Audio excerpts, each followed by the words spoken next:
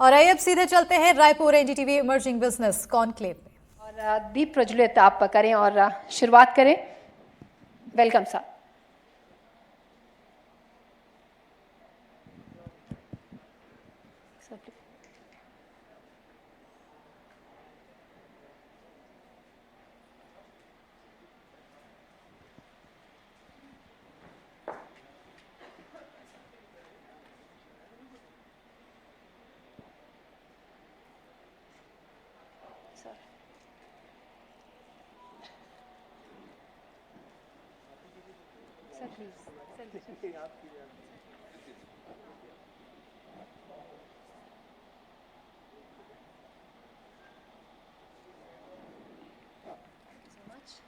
Now over to you, Anurag जी।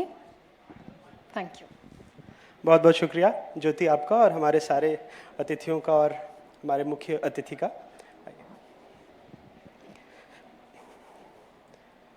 आइए sir. अच्छा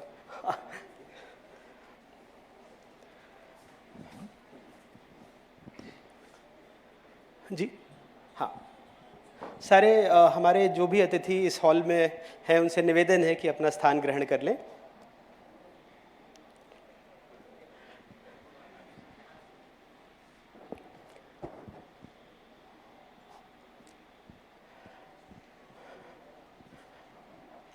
अरुण जी, क्योंकि काफ़ी सारे छात्र हैं यहाँ पर, तो छात्र जीवन से लेकर उप मुख्यमंत्री तक का सफ़र वकालत भी की इन्होंने, तो आप में से सारे लोगों के लिए इनका परिचय के किसी खास मोहताज नहीं, क्योंकि आपने सबने इनके राजनीतिक जीवन को बहुत करीबी से देखा है। लेकिन आज हमारे इस खास शो में जो इमर्जिंग छत्तीसगढ़ है, और इसमें कई सारे ऐसे सवाल हैं जो खास करके जो हमारे युवा हैं, जो हमारे बाकी अतिथि हैं, आप लोगों के जो स्टूडेंट्स हैं, आप लोगों के भविष्य से जुड़े हुए हैं, तो बहुत सारी बातें, फिर आप भी कुछ सवाल पूछ सकते हैं अगर आपके कुछ सवाल हों। सर, सबसे पहले जो आपकी सरकार है, जो हमारा सबसे पहला सवाल ये है कि निवेश के लिए आपने किस तरह की नीतियों को आकर्षक बनाने की और कोशिश की है? कुछ जो हाइलाइट्स हैं जो आप हमारे साथ शेयर करना चाहें। सबसे पहले तो मैं एनडीटीवी को बहुत धन्यवाद दूंगा कि आपने इमर्जिंग बिजनेस कॉन्क्लेव ये आयोजित किया है, और ये छत्तीसगढ़ के दृष्टि से बड़ा महत्वपूर्ण आपका ये कॉन्क्लेव होगा। एनडीटीवी की पूरी टीम को मैं बहुत बधाई और शुभकामनाएं देता हूं। छत्तीसगढ़ का रजत जयंती वर्ष हम मना रहे हैं। हमारे छत्तीसगढ़ को 25 साल हो गए जब भारत रत्न पूर्व प्रधानमंत्री अटल बिहारी वाजपेयी जी ने अलग छत्तीसगढ़ राज्य का निर्माण किया, और अब 25वां वर्ष छत्तीसगढ़ का चल रहा है। हम उस दौर पे अब आ गए हैं कि भविष्य का छत्तीसगढ़ कैसा हो, छत्तीसगढ़ को हम किस दिशा में लेकर जाना चाहते हैं, इस पर काम करने का समय आ गया है। 2023 में हमारी सरकार बनने के बाद जो हमारे सामने बड़ी चुनौतियां जो थी, उनमें से एक जो चुनौती है, हमारे राज्य में फॉरेस्ट इन्वेस्टमेंट नहीं के बराबर है,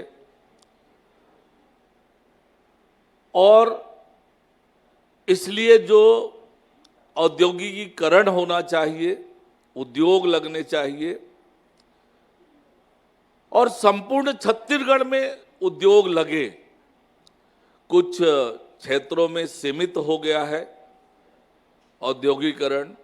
उसका विस्तार संपूर्ण छत्तीसगढ़ में हो, ताकि छत्तीसगढ़ के सुदूर अंचल के भी हमारे नौजवानों को रोजगार मिले, वहां की तरक्की हो।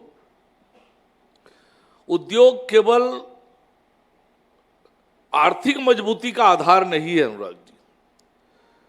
उद्योग जब आते हैं तो रोजगार का सृजन होता है, उस क्षेत्र का आर्थिक विकास होता है, आर्थिक तरक्की होती है।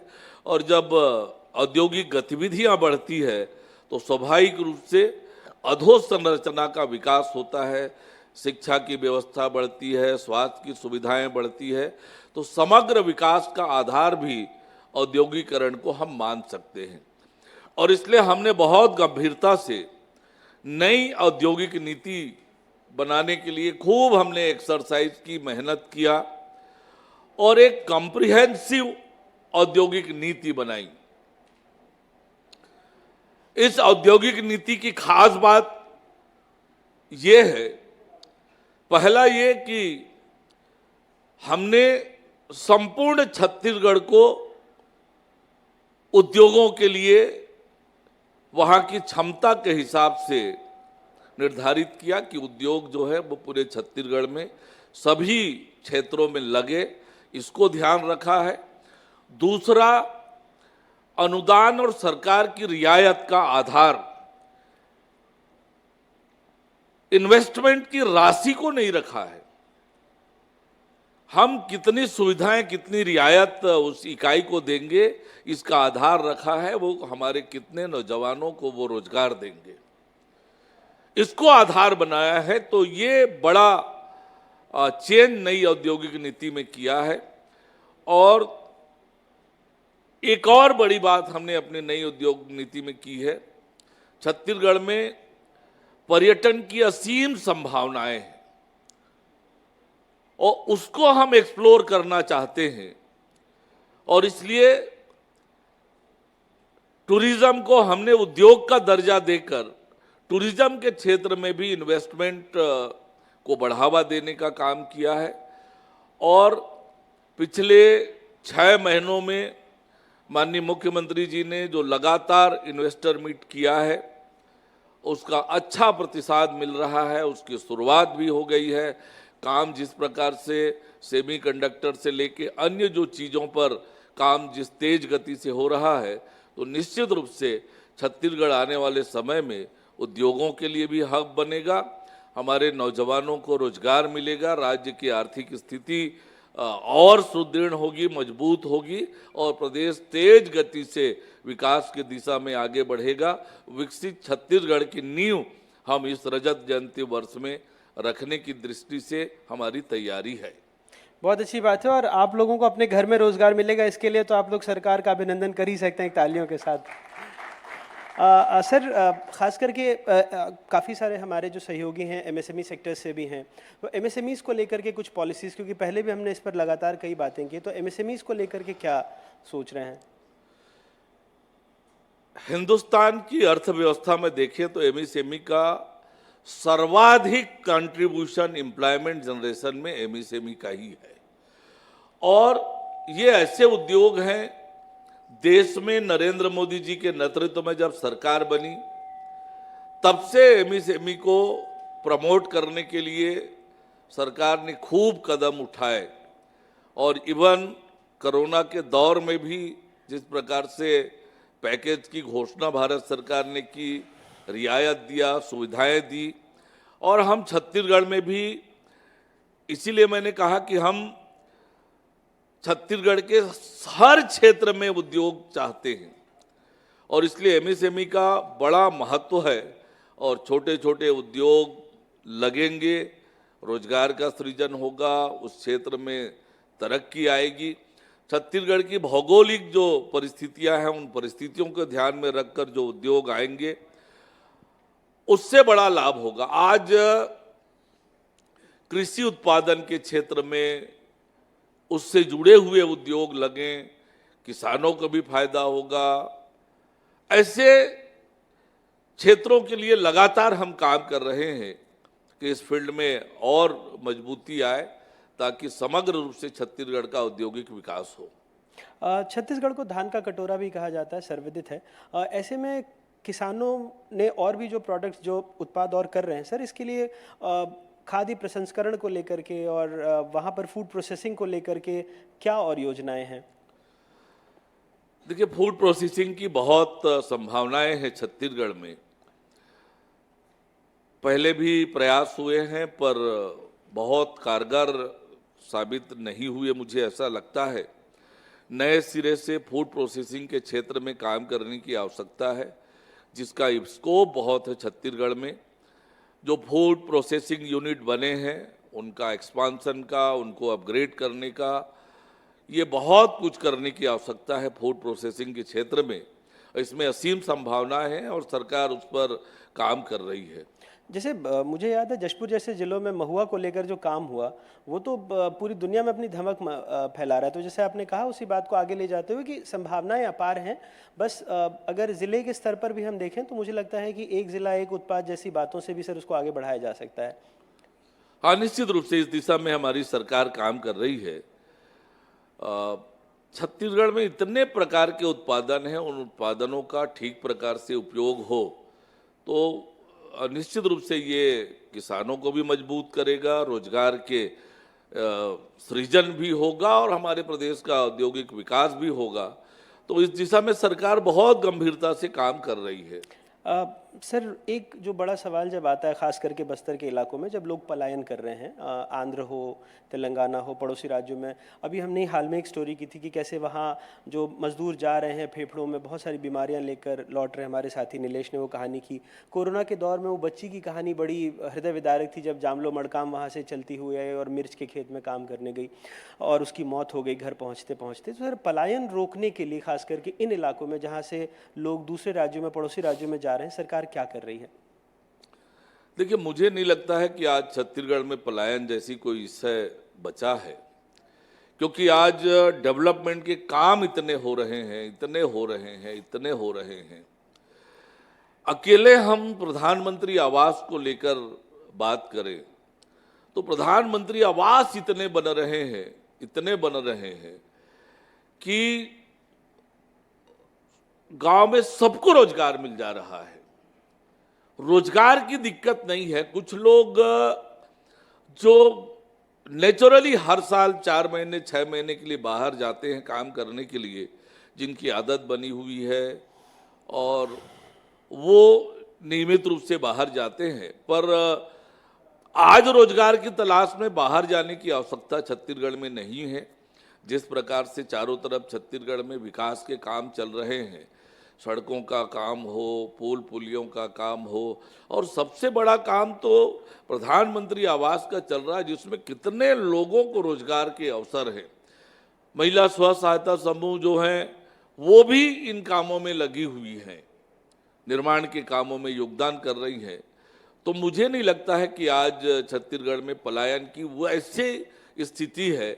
केवल वो वर्ग है, एक बहुत बड़ा वर्ग, जो हर साल 3 महीने 4 महीने के लिए बाहर जाते हैं, वही नियमित रूप से जाने वाले होंगे, पर नए किसी को रोजगार की तलाश में बाहर जाने की आवश्यकता नहीं है।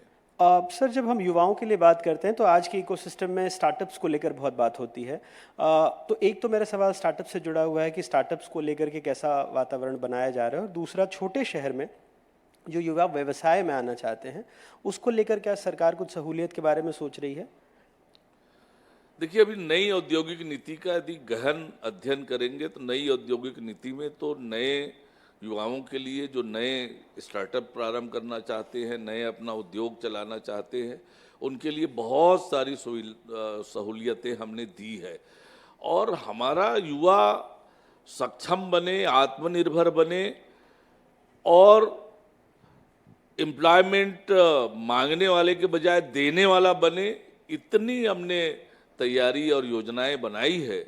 आप देखेंगे हमारी नई औद्योगिक नीति में तो ये सारे प्रावधान हैं और हमारे युवा अब आगे आकर काम भी कर रहे हैं।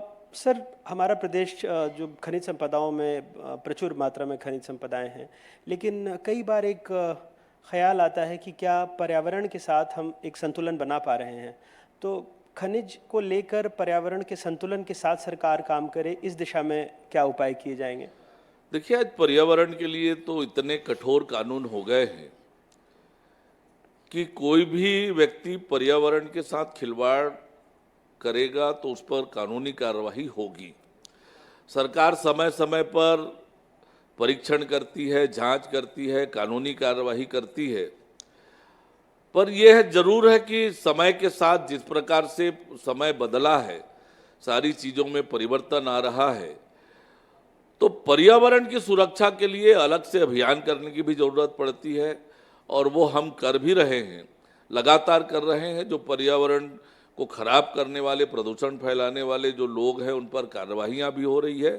वहीं पर्यावरण हमारा और अच्छा हो, उसके लिए चाहे नगरीय प्रशासन विभाग की ओर से काम हो या अभी हम वृहद पैमाने पर वृक्षारोपण करने वाले हैं, शहरों को भी हमने फोकस किया है वृक्षारोपण के लिए। अलग अलग तरीके से कैसे नई टेक्नोलॉजी का उपयोग करके हम वृक्षारोपण करें, तो ये काम लगातार हो रहा है। हमारे पैनलिस्ट थे रामदास जी, ये वृक्ष लगाते हैं और हज़ारों की तादाद में, एक रिकॉर्ड है। और बहुत सारे हमारे डॉक्टर्स भी हैं जो ऑन्कोलॉजिस्ट हैं, इससे पहले तो कैंसर के ख़तरों के बारे में कह रहे थे। तो बहुत ज़रूरी है जो हमारी आने वाली पीढ़ी है इसको भी समझना कि ये संतुलन बनाए रखना। खैर सर, ग्रीन एनर्जी को लेकर सरकार क्या कदम उठा रही है? सौर ऊर्जा हो या फिर आगे बायोफ्यूल हो, इसको लेकर के? दोनों सेक्टर में काम हो रहा है। हमने 8 शहरों का चयन किया है। भारत सरकार की कंपनियां सीएनजी की प्लांट लगाने वाली हैं, जो वेस्ट से सीएनजी गैस बनेगा, उस दिशा में भी लगातार काम हो रहा है। और सौर ऊर्जा को बढ़ावा देने के लिए लगातार हम काम कर रहे हैं। नगरीय निकायों में, सभी क्षेत्रों में सौर ऊर्जा का उपयोग हो, उसके लिए सूर्य घर योजना जो भारत सरकार की है, उस पर भी लगातार हम काम कर रहे हैं। बड़े पैमाने पर लोग आगे बढ़कर आ रहे हैं, तो दोनों क्षेत्र में भी हमारी सरकार गंभीरता से काम कर रही है। सर, अब आपके मंत्रालय से जुड़े कुछ सवाल भी हैं कि चूंकि लैंडलॉक्ड स्टेट्स में कई बार होता है कि हम लॉजिस्टिक्स हब बना लें, लेकिन उसके लिए भी ये चाहिए कि नई सड़कें हों, औद्योगिक कॉरिडोर से जुड़ें। तो इस दिशा में कुछ और आगे बात चल रही है कि अब सड़कों का जाल और फैलाया जाए, औद्योगिक कॉरिडोर से जोड़ा जाए, बड़े शहरों से और इसको जोड़ा जाए? सड़कों के क्षेत्र में हमारी सरकार ने व्यापक कार्य योजना बनाई है। भारत सरकार का भी भरपूर सहयोग मिल रहा है और आने वाले समय में देखिएगा कि छत्तीसगढ़ में सड़कों का जाल फैलेगा। डबल इंजन की सरकार है, डबल गति से सड़क बनेगी, अच्छी सड़क बने। अलग अलग योजनाओं से, अलग अलग मदों से लगातार हम सड़क के क्षेत्र में काम कर रहे हैं। इवन बस्तर में भी, सुदूर अंचलों में भी हम सड़क बना रहे हैं, पुल पुलिये बना रहे हैं। आवागमन की सुविधा, चूंकि खनिज बाहुल्य वाला क्षेत्र है, उसके अनुरूप सड़कें बने, ये भी हम कर रहे हैं कि मजबूत सड़कें बने। सड़क पर दबाव जो है यातायात का बहुत होता है, औद्योगिक वाहन चलते हैं, उसके अनुरूप सड़कें बने, मजबूत सड़कें बने, अच्छी सड़कें बने। इस दिशा में हम लगातार काम कर रहे हैं और अभी सड़कों के मामले में छत्तीसगढ़ आने वाले समय में बहुत आगे निकलेगा, ये मैं पूरे विश्वास के साथ कह सकता हूँ। अभी हमारे बहुत सारे साझेदार थे जिन्होंने उनकी क्या उम्मीदें हैं सरकार से, निजी क्षेत्र के साथी, उन्होंने अपना बताया। सर, अब आपसे हम ये जानना चाहते हैं कि निजी क्षेत्र से सरकार में आप लोगों की क्या उम्मीदें हैं? देखिए, आज कोई भी देश, कोई भी प्रदेश निजी क्षेत्र की सहभागिता के बिना आगे नहीं बढ़ सकता है। और निजी क्षेत्र का यदि एक उद्योग के रूप में मैं बात करूं, तो छत्तीसगढ़ की प्रकृति, छत्तीसगढ़ के संसाधनों को ध्यान में रखकर उद्योग लगेंगे तो उसका बड़ा लाभ मिलेगा। छत्तीसगढ़ कृषि प्रधान राज्य है, खनिज संपदा है, उनको ध्यान में रखकर जब योजना बनाकर काम करेंगे जो पर्यावरण फ्रेंडली हो, इको फ्रेंडली हो, ऐसे जो उद्योग हैं जिससे दूरगामी प्रदेश को नुकसान ना हो और प्रदेश के किसानों को, प्रदेश की अर्थव्यवस्था को, प्रदेश के नौजवानों को जो मदद करे, उनके जीवन में खुशहाली लाए, ऐसे उद्योग लेकर आए तो बहुत अच्छा होगा। और मुझे लगता है कि अब इस दिशा में हमारे निजी क्षेत्र के निवेशक इस दिशा में सोचकर आगे बढ़ रहे हैं और उसका सार्थक परिणाम आने वाले समय में दिखेगा। सर, आपको लगता है कि जो ईज ऑफ डूइंग बिजनेस है उसके मामले में छत्तीसगढ़ भी राष्ट्रीय स्तर पर प्रतिस्पर्धा कर रहा है, या यहाँ के निवेशकों को, यहाँ के कारोबारियों को दिक्कत अभी भी हो रही है? नहीं, हमने सिंगल विंडो सिस्टम बनाया है, इसके लिए अलग से मॉनिटरी सिस्टम बनाई है और हमने निवेश के लिए एक सीनियर ऑफिसर को दिल्ली में रखा है। वो वहाँ पर लगातार इन्वेस्टर से कोऑर्डिनेट करती हैं, उनको जो समस्याएं आती है उनका निदान होता है। तो छत्तीसगढ़ में इस तरह की कोई दिक्कत नहीं है। सभी काम समय पर हो ये सुनिश्चित करने के लिए सरकार ने पुख्ता व्यवस्था की है। सर, आप पानी ले लीजिए, मुझे लगता है लगातार बोलते बोलते थोड़ी थकावट गले को। एक आखिरी सवाल मेरा इससे जुड़ा, फिर दो सवाल थोड़ी सी सियासत से भी जुड़े हुए। आखिरी सवाल ये था, थोड़ा व्यक्तिगत भी है और शायद बच्चों को थोड़ा इंटरेस्ट भी आए, कि आपको छत्तीसगढ़ का कोई ऐसा प्रोडक्ट जो स्थानीय उत्पाद है बहुत पसंद हो? कई लोगों को इमली पसंद है, कई लोगों को महुआ पसंद है। कोई ऐसा उत्पाद जो आपको बहुत पसंद है और आप सोचते हैं, इस्तेमाल करते हैं? छत्तीसगढ़ में इतनी चीजें हैं, इतनी प्रोडक्ट हैं जिसका सबका अपना अलग अलग महत्व है। देखिए, छत्तीसगढ़ में धान की कितनी वैरायटी है। बिल्कुल। कभी सोयाबीन का हब बनता है हमारा छत्तीसगढ़, कभी चना का हब बनता है, मसूर का बड़ा उत्पादन होता था। यहाँ पर फॉरेस्ट में कितने प्रकार की लाभदायक चीजें हैं, चिरौंजी से लेकर महुआ से लेकर इतनी चीजें हैं और इन सब का बड़ा उपयोग है जीवन में। 40-44% हिस्सा हमारा वनों से आच्छादित है और वन में जितने प्रकार के प्रोड्यूस है आप कल्पना नहीं कर सकते हैं। और इसलिए छत्तीसगढ़ में तो इन सब चीज़ों का प्रचुर भंडार है और सब बड़े उपयोगी और लाभदायक हैं। सर, दो सवाल ऑपरेशन सिंदूर को लेकर के। जिस तरह से भारतीय सेनाओं ने अपना शौर्य दिखाया, पराक्रम दिखाया, तो अब आपको लगता है कि अब किसी की और हिम्मत नहीं होगी जिस तरह का आतंकियों ने मंसूबों को अंजाम दिया था? ऑपरेशन सिंदूर का जब आप बृहद रूप से विचार करेंगे कि किस तरह से उसको अंजाम दिया और क्या नुकसान पाकिस्तान को, आतंकवाद को दिया, तो आपको ध्यान में आएगा आजाद भारत का ये सबसे बड़ा ऑपरेशन हम कह सकते हैं। आतंकवादियों के 9 ठिकानों को ध्वस्त करना सटीक निशाने से और सीमा से 100 किलोमीटर अंदर जाकर, ये बहुत पुख्ता ऑपरेशन है। हमारी सैन्य शक्ति कितनी पुख्ता है, कितना अत्याधुनिक है और कितनी बड़ी प्लानिंग के साथ ये हुआ होगा, ये उसकी सफलता से समझ सकते हैं। पूरी दुनिया ने देखा है।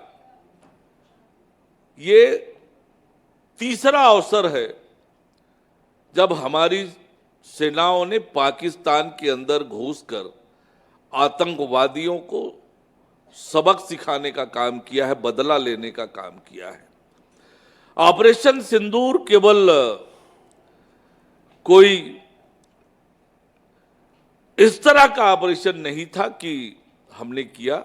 वास्तव में 140 करोड़ भारतीयों के गुस्से का वो प्रगटीकरण था जो ऑपरेशन सिंदूर में दिखा। ऑपरेशन सिंदूर के दौरान भी पाकिस्तान ने जो नापाक हरकतें की, उसका जिस तरह से मुंहतोड़ जवाब भारत ने दिया, ये भारत की सेना की ताकत और एक सशक्त और मजबूत सरकार नरेंद्र मोदी जी के नेतृत्व में उसकी परिणति थी कि पूरी दुनिया में ऑपरेशन सिंदूर की चर्चा हुई और पूरा देश उसके कारण से गली गली मोहल्ले मोहल्ले में तिरंगा यात्रा निकलना, भारतीय सेना की वाहवाही होना, प्रधानमंत्री जी की वाहवाही होना, और अब तो माताएं बहनें सड़क पर आ रही हैं, सिंदूर यात्राएं निकाल रही हैं। जो शौर्य का प्रदर्शन भारतीय सेना ने किया है, मुझे लगता है कि आतंकवाद के खात्मे के लिए बहुत बड़ा कदम है। आने वाले समय में आतंकवादियों को सोचना पड़ेगा भारत पर बुरी नजर रखने के लिए, तो निश्चित रूप से ये बहुत बड़ा और सफल और ऐतिहासिक ऑपरेशन रहा है।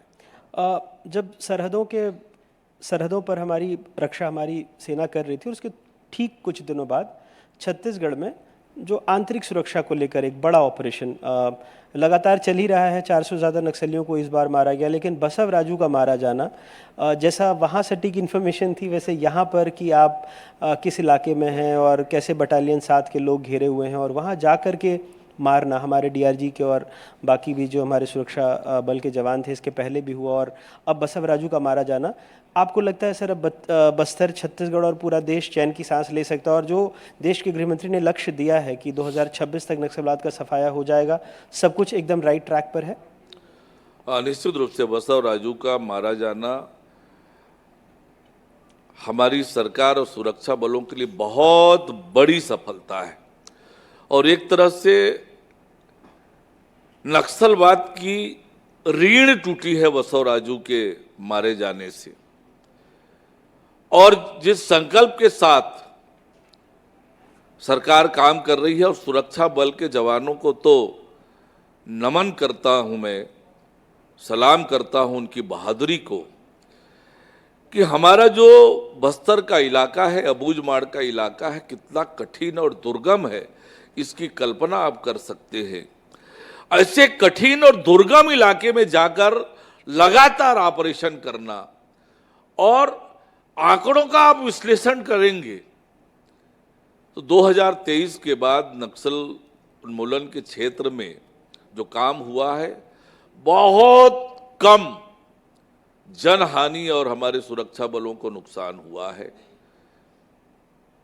अब तक दोनों पक्ष को नुकसान होता था, सामान्य व्यक्ति भी मारे जाते थे, उनकी शहादत होती थी, सुरक्षा बल को भी बड़ा नुकसान होता था। लेकिन आज कितनी व्यवस्थित रूप से ये अभियान चल रहा है, कैसे समन्वय के साथ चल रहा है, कैसे देखिए, जब सेना को फ्री हैंड मिला तो उसका परिणाम ऑपरेशन सिंदूर के रूप में हमने देखा। हमने भी सुरक्षा बलों को नक्सल उन्मूलन के लिए पूरी तरह से काम करने के लिए कहा हुआ है, और जिस प्रकार से दुर्गम इलाकों में भी जाकर नक्सलियों का सफाया कर रहे हैं, तो निश्चित रूप से जो संकल्प है मार्च 2026 तक राज्य को नक्सल मुक्त करने का, देश को नक्सल मुक्त करने का, वो होगा। और नक्सल उन्मूलन केवल नक्सलियों का खात्मा से ही संबंधित नहीं है, वास्तव में बस्तर की तरक्की और विकास के लिए बस्तर से नक्सल मुक्त होना आवश्यक है। बस्तर के लोगों के जीवन में परिवर्तन आए, खुशहाली आए, तरक्की आए, वहाँ पर भी बिजली, पानी, सड़क, स्कूल, अस्पताल की सुविधाएं पहुँचे, इसके लिए नक्सल उन्मूलन आवश्यक है, और हमारी सरकार हर मोर्चे में काम कर रही है। जैसे मैंने बताया आपको कि सड़कें बना रहे हैं, स्कूल, अस्पताल बना रहे हैं, और वहाँ पर पेयजल की व्यवस्था कर रहे हैं, वहाँ के राशन दुकान खोल रहे हैं, स्वास्थ्य केंद्र खोल रहे हैं, वहाँ पर लोगों का राशन कार्ड बना रहे हैं, आयुष्मान भारत का कार्ड बना रहे हैं, प्रधानमंत्री आवास बना रहे हैं। सारी सुविधा वहाँ पहुँचकर वहाँ के लोगों के जीवन में परिवर्तन और खुशहाली आए, इसके लिए भी लगातार हमारी सरकार काम कर रही है।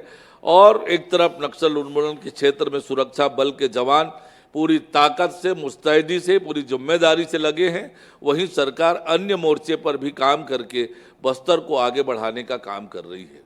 बहुत बहुत शुक्रिया सर। और हम भी चाहते हैं कि ऐसे ही कुछ एनडीटीवी इमर्जिंग बिजनेस कॉन्क्लेव हम नारायणपुर में, बीजापुर में करें, और पूरे देश को दिखाएं कि हमारे बस्तर में कितनी अपार संभावनाएं हैं और हमारे जितने भी सहयोगी हैं वहाँ भी चलें, वहाँ के लोगों से बात करें, वहाँ की परिस्थिति को समझें, सरकार का सहयोग मिले, सबका सहयोग मिले। आप सबों का बहुत बहुत शुक्रिया आने के लिए, हमसे बात करने के लिए। सब आपका विशेष शुक्रिया, आपने इतना अपना कीमती वक्त दिया हम लोगों को, बहुत बहुत शुक्रिया सबका जी। बहुत धन्यवाद आपको। मैं बस ज्योति से एक छोटी सी गुजारिश है सर, आपको 2 मिनट और मंच पे रहना पड़ेगा। ज्योति मंच पे रहना पड़ेगा सिर्फ कुछ वक्त के लिए सर, थोड़ा सा वक्त और मैं आपका लूंगी। मैं सबसे पहले मंच पर आमंत्रित करूंगी सुनील रामदास अग्रवाल जी को, चेयरमैन है रामदास द्रौपदी फाउंडेशन से। सर स्वागत है आपका, आप मंच पर प्लीज आए। और इसके बाद मैं मोमेंटो के लिए आमंत्रित करूंगी स्टेज पर सबसे पहले डॉक्टर अरविंद तिवारी हैं, डॉक्टर सीवी रमन यूनिवर्सिटी से। Doctor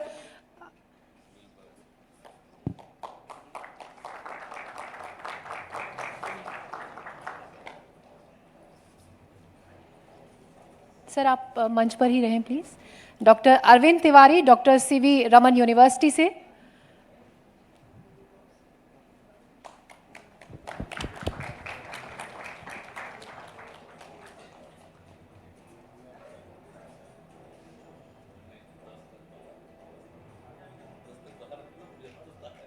Arvind ji thank you so much. अब मैं इनवाइट करूंगी स्टेज पर प्रकाश लोहान जी को, मैनेजिंग डायरेक्टर हैं अष्टविनायक रियलिटी से।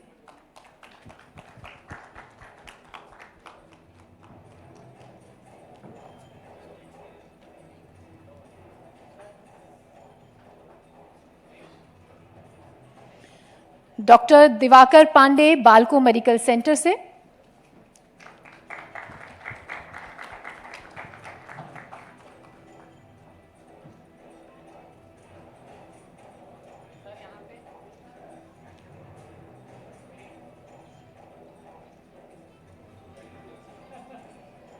Thank you so much sir. Doctor Sunil Ramdas Agarwal ji, मैं चाहूंगी आप मोमेंटो के लिए थोड़ा सा आगे आए please. Doctor Ankit Thakral, ENT surgeon है यूनिटी हॉस्पिटल से। डॉक्टर अंकित, जोरदार तालियों के साथ स्वागत प्लीज।